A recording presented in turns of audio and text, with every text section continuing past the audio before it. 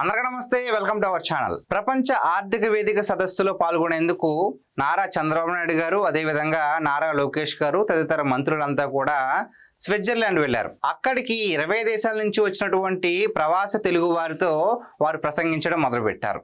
అంతేకాకుండా ఈ సందర్భంలో మన రాష్ట్రానికి ఏం చేశామో, మరి ఇంత పెట్టుబడులు వచ్చాయి, వీటితో పాటు వైసీపీకి ఒక మంచి పేరును కూడా ఇవ్వడం జరిగింది. అదేంటి అంటే వైసీపీ వాళ్ళకి నారా లోకేష్ గారు టీమ్ 11 అని ఒక బిరుదు ఇచ్చారు, ఒక నామకరణం చేశారు. ఎందుకు ఈ టీమ్ 11 పెట్టారంటే అందరికీ తెలిసిన విషయమే. ఎందుకంటే 11 మంది అక్కడ ఎన్నిక అవ్వడం జరిగింది. సో ఆ 11 మంది ఇప్పుడు వచ్చి అసెంబ్లీకి వచ్చి ఏమైనా చేస్తున్నారు అంటే, ప్రశ్నిస్తున్నారు అంటే లేదు. ప్రజలకు మంచి చేస్తుంటే వాళ్ళు ఓర్చుకోలేక మాకు ఇందులో క్రెడిట్ ఇవ్వాలని చెప్పేసి కొంతమంది, మరికొంతమంది అలా చేయడం వల్ల, ఆ పథకం అమలు చేయడం వల్ల ఇలా నష్టం కలుగుతుందని చాలా విష ప్రచారాలు చేయడం, లేదంటే అభివృద్ధి గురించి మాట్లాడుతూ మనకి ఇంతటి అవసరం అని చెప్పేసి మరికొంతమంది వైసీపీ వాళ్ళు మాట్లాడడం. ఎలా చూసుకున్నా సరే వైసీపీ వాళ్ళంతా వాళ్ళ టార్గెట్ ఏంటి, కూటమి ప్రభుత్వం మీద నిందలు వేయాలి. ప్రజలకు మంచి జరిగినా జరగకపోయినా నిందలు మాత్రం వేయాలి. మంచి జరుగుతుంటే ఓర్చుకోలేరు. ఎందుకు? మంచి జరిగితే క్రెడిట్ అంతా కూడా కూటమి ప్రభుత్వానికి వస్తుంది. ఒక్క విషయం గుర్తుపెట్టుకోవాలి, ఇక్కడ క్రెడిట్ అనేది మనం కోరుకుంటే రాదు, మనం చేసే పనుల వల్ల ప్రజలే మనకు ఒక క్రెడిట్ అయితే ఇస్తారు. ఆ విధంగానే పార్టీలకు కూడా క్రెడిట్ ఇవ్వడం జరిగింది. మరి 2024 సార్వత్రిక ఎన్నికల్లో 11 స్థానాలు మీ క్రెడిట్ ఇచ్చారు, 164 స్థానాలేమో మరి కూటమి ప్రభుత్వానికి అయితే ఆ క్రెడిట్ ఇవ్వడం జరిగింది.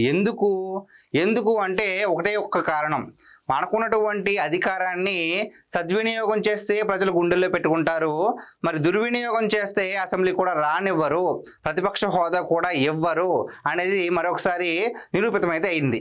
అయితే ఇక్కడ నారా లోకేష్ గారు ఈ టీమ్ 11 అని పేరు పెట్టారో వాళ్ళందరినీ కూడా ఉద్దేశిస్తూ, ఈ టీమ్ 11 వాళ్ళు ఏం చేస్తున్నారు, మనకి వచ్చే ఇన్వెస్టర్లకు మెయిల్ పెట్టి, ఎవరైతే మన రాష్ట్రానికి వచ్చి పెట్టుబడులు పెట్టాలనుకుంటున్నారో వాళ్ళకు రావద్దు అని చెప్పేసి మెయిల్ పెడుతున్నారు.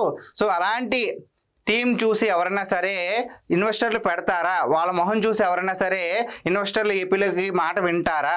అదే కనుక జరిగి ఉంటే కనుక మరి ఎందుకు వాళ్ళు తీసుకురాలేకపోయారు? మరి వైసీపీ ప్రభుత్వ హయాంలో ఎందుకు మన రాష్ట్రానికి పెట్టుబడులు తీసుకోలేకపోయారు? అంతేకాకుండా మన దేశంలో ఒక ఏడాదిలో మన దేశంలో వచ్చినటువంటి పెట్టుబడుల్లో ఒక 25% కేవలం మన ఆంధ్రప్రదేశ్కే వచ్చాయని చెప్పేసి చాలా గర్వంగా అయితే చెప్పడం జరిగింది. అంతేకాకుండా ప్రజెంట్ 23.5 అంటే 23.5 లక్షల కోట్ల పెట్టుబడులు తీసుకురాగలిగారు. దాని ద్వారా 16 లక్షల మందికి ఉద్యోగ అవకాశాలు రానున్నాయని చెప్పేసి నారా లోకేష్ గారు అయితే తెలపడం జరిగింది.